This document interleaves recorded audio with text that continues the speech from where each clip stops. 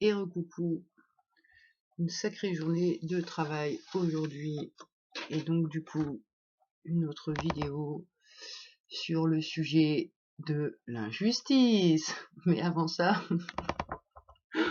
je voulais parler de l'effet miroir en fait parce que c'est bluffant, n'est-ce pas? L'effet miroir, on peut en fait tout ce qu'on capte, tout ce qu'on ressent, c'est soi. Et du coup,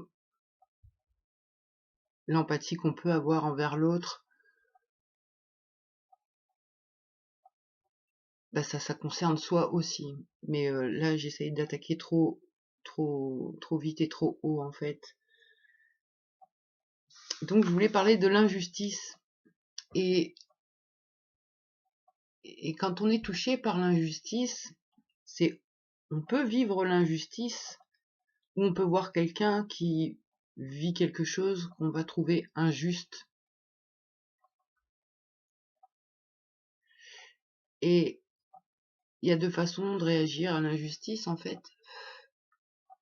Si on voit quelque chose d'injuste, on peut réagir d'une manière douce, avec beaucoup de compassion et un accompagnement.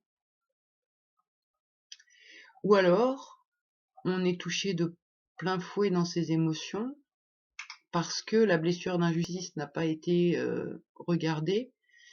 De là va découler d'autres blessures comme l'abandon, la trahison, l'humiliation, le rejet. Et peut s'activer le mode sauveur.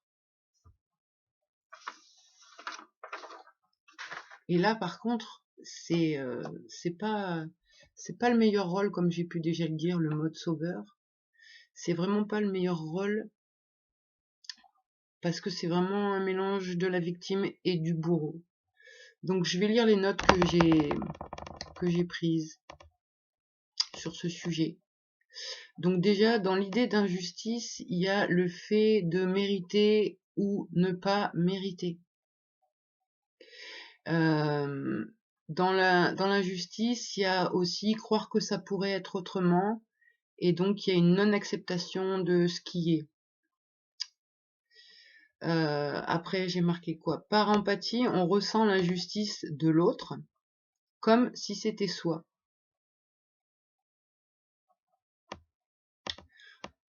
Donc pour soi ou pour l'autre, naît un sentiment d'impuissance face à l'injustice.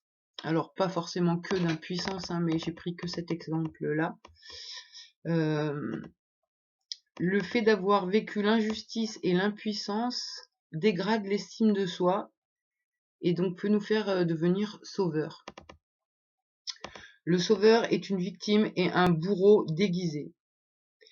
Il est victime de l'injustice et de l'impuissance et il a une faible estime de lui-même et déguisé en bourreau car en voulant régler le problème de l'autre, il prend un rôle dominant. Genre, toi tu sais, fais comme quoi? Toi tu sais pas, fais comme ci ou comme ça. Tout ça pour pas ressentir sa propre blessure qui lui est envoyée par l'autre. Ouais, j'écris vraiment super mal. Donc bien souvent on prend le rôle du sauveur parce que on veut pas aller voir ce qu'on a vécu nous-mêmes. Quand on voit quelqu'un qui souffre, eh ben ça vient toucher ce truc en nous qui a pas été regardé. Du coup, on a juste envie de dire à l'autre, mais arrête de souffrir, s'il te plaît. Non, mais attends, tiens, vas-y, prends ça, ou fais ça. Non, mais regarde, voilà, c'est bon, tiens, je vais te sauver, ça va mieux, ok. Parce que moi, quand tu souffres, je souffre. Donc, s'il te plaît, je t'en supplie, arrête de souffrir. Et en plus de ça, si j'arrive à t'aider et à te sauver, ça veut dire qu'en plus, je suis une bonne personne. Donc, il y a aussi une notion d'estime de soi. Enfin, dans le sauveur, quoi. Mais là où c'est vraiment vicieux, c'est que ça se retourne obligatoirement. Je sais, moi j'ai pratiqué le rôle du sauveur pendant tellement longtemps.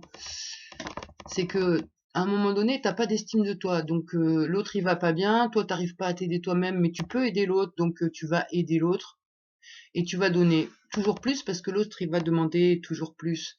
et ça va pas le sauver, parce que de toute façon, il y a que soi-même qui peut se sauver. Donc l'autre, il peut se sauver lui-même. Mais, mais le sauveur, il peut pas. Il peut juste perdre son énergie et son estime de lui. Et donc, du coup, il va donner plus, il va donner encore. Et il voit que ça marche pas. Et du coup, eh ben, il y a des angoisses, quoi. Il y a une insatisfaction. Et, et la douleur, elle reste quand même là. Donc il y a un épuisement d'avoir trop donné, il y a une impuissance d'avoir pas aidé, et en plus, des fois, la victime peut se transformer en bourreau et nous reprocher des choses. Donc ouais, je vais essayer de continuer de lire mes notes parce que sinon je vais peut-être m'égarer, je sais pas. Donc qu'est-ce que j'ai marqué d'autre par rapport à ça? J'ai marqué: en se faisant croire d'aider l'autre, on fuit ses propres blessures. On veut le guérir pour ne plus ressentir nos propres injustices. Et en plus, si on arrive à sauver l'autre, ça remonte l'estime de soi. C'est ce que je viens de dire. Le sauveur... Quoi, punaise, qu'est-ce que j'écris mal? Oh là là. Les sauveurs vont s'entourer de victimes à aider pour maintenir une bonne estime d'elles-mêmes. Sauf que bien souvent, le sauveur est capable de tout donner à l'autre sans se respecter, juste pour ne plus ressentir sa souffrance. Le sauveur ne supporte pas... Non, non. Le sauveur ne se respecte pas et donne toujours plus que ce qu'il peut. Et ils finirent par se prendre un bourreau dans la figure qui était la victime qui voulait sauver. C'est ce que je viens de dire, c'est bien. Les sauveurs s'épuisent à vouloir sauver les autres plutôt que eux-mêmes.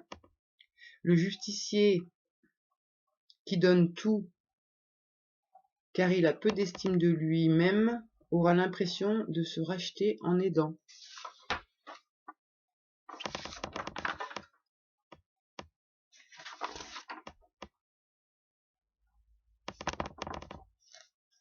Oh le bazar dans mes notes.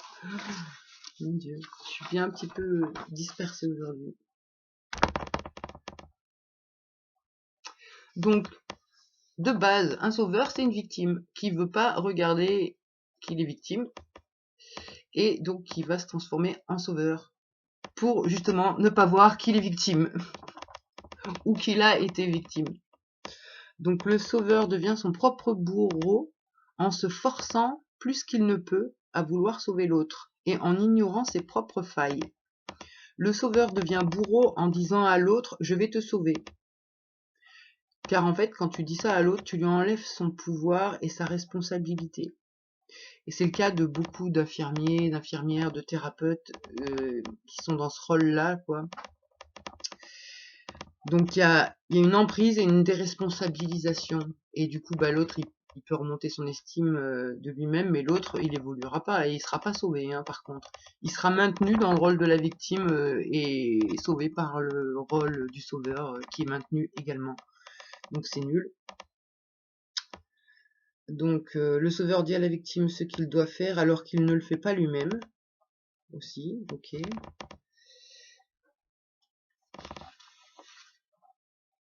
Donc croire à l'injustice et vouloir sauver les autres, c'est ne pas comprendre que tout est un apprentissage, une leçon, et en sauvant l'autre, bah, tu l'empêches d'évoluer en faisant les choses à sa place. Tu le réduis à rester une grosse merde, et toi tu brilles de l'avoir sauvé. Bah, c'est ce que je viens de dire. Oui.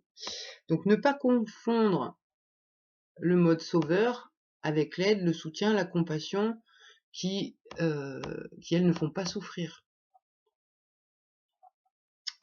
Donc oui.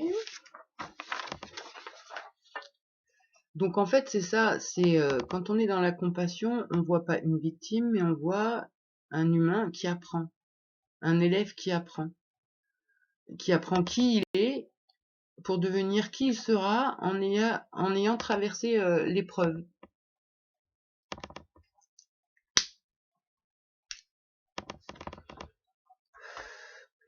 Donc c'est bien intéressant aussi l'effet miroir parce que je vais essayer de prendre un exemple, donc quelque chose qui a fait injustice pour moi.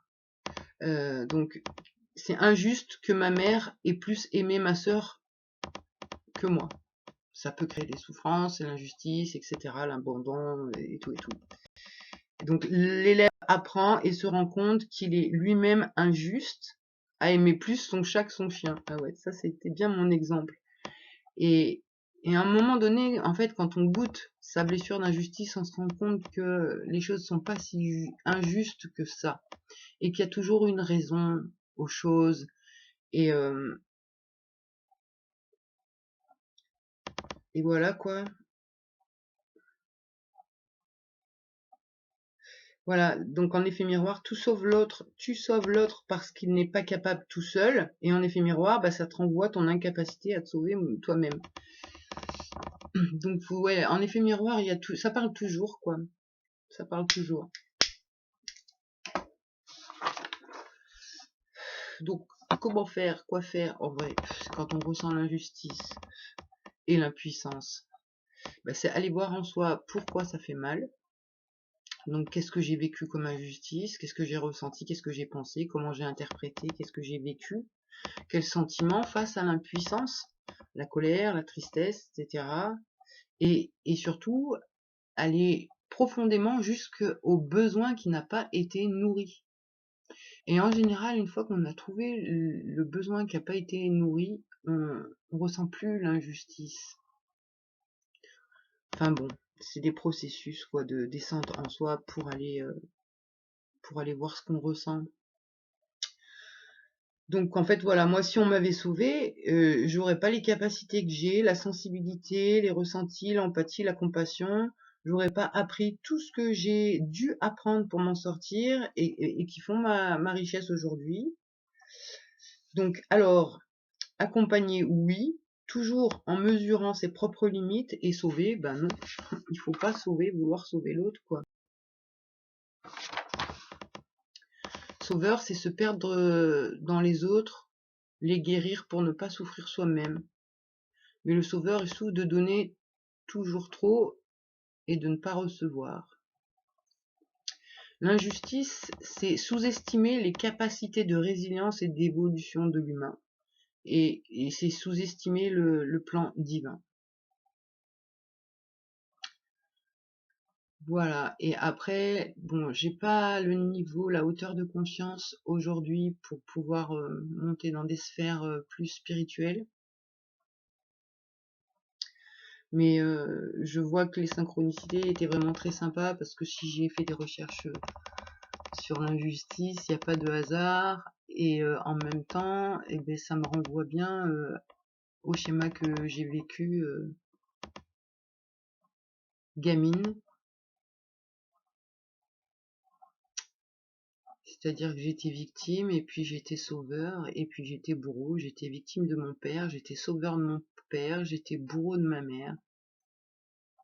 L'injustice, je l'ai vécue sous toutes ses coutures, et ça me fait encore réagir, hein. J'ai encore des fois le mode sauveur qui s'enclenche, mais maintenant quand même qui est vachement plus en mode compassion, en mode ça t'appartient, et en mode ok, ben je suis là si je peux t'aider, et voilà quoi. Donc voilà, cette petite réflexion sur l'injustice, qu'est-ce qui est juste, qu'est-ce qui est pas juste, qu'est-ce qu'on mérite, qu'est-ce qu'on mérite pas. Et c'est clair que c'est super pas juste, je pourrais dire c'est super pas juste ce que j'ai vécu, mais j'aime à croire que mon âme elle a choisi ses expériences et qu'elle a ses raisons, des raisons d'évolution. Et je vois que si j'avais pas vécu ce que j'ai vécu, mais je serais pas qui je suis, j'aurais pas la sensibilité que j'ai, j'aurais pas la vision des choses, la spiritualité, j'aurais pas tout ça. Et donc, ok, c'est peut-être cher payé, mais bon, je suis pas au bout du truc. Peut-être que à la fin, au bout du truc, je serais vraiment très très satisfaite d'avoir vécu ça, et toutes les blessures seront guéries, et voilà. Donc voilà, pour ce qui est de l'injustice, il est vraiment important de pas vouloir sauver quelqu'un. Il faut pas sauver quelqu'un. En fait, on peut sauver personne. personne ne peut sauver personne. On a juste le pouvoir de s'accompagner, de se soutenir, de se soulager éventuellement. Mais c'est tout, c'est tout. On peut pas sauver l'autre. Par contre, on peut sauver soi. Et à travers l'autre, grâce à l'autre. Moi, je sais que je joue beaucoup avec l'effet miroir. Et si jamais j'ai un ressenti qui me dit quelque chose sur quelqu'un, qui me dit, bah voilà, tiens, je ressens l'injustice et l'impuissance chez toi. Ok, c'est bon, pause. Si je ressens ça te concernant, c'est forcément que c'est à l'intérieur de moi. Donc, je cherche plus à l'extérieur dans l'autre, c'est quoi le problème, mais je vais aller voir en moi. C'est quoi l'injustice, c'est quoi l'impuissance que je ressens. Et là, j'ai bien vu l'injustice de comment j'ai été élevée dans ma famille, l'impuissance de pas pouvoir me sortir de tout ça, la rage et les dégâts que ça a causé, et le cheminement où j'aurais pu mourir plein de fois, mais que finalement, je pense qu'à la finalité, je vais être quelqu'un de super fort et vraiment béton, et je pense que, enfin voilà, je suis déjà fière de qui je suis.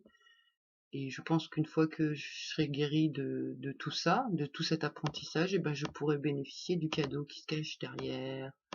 Tiens d'ailleurs, fais voir, j'ai dû louper une feuille parce qu'il me semblait que je parlais de cadeau et je l'ai pas dit.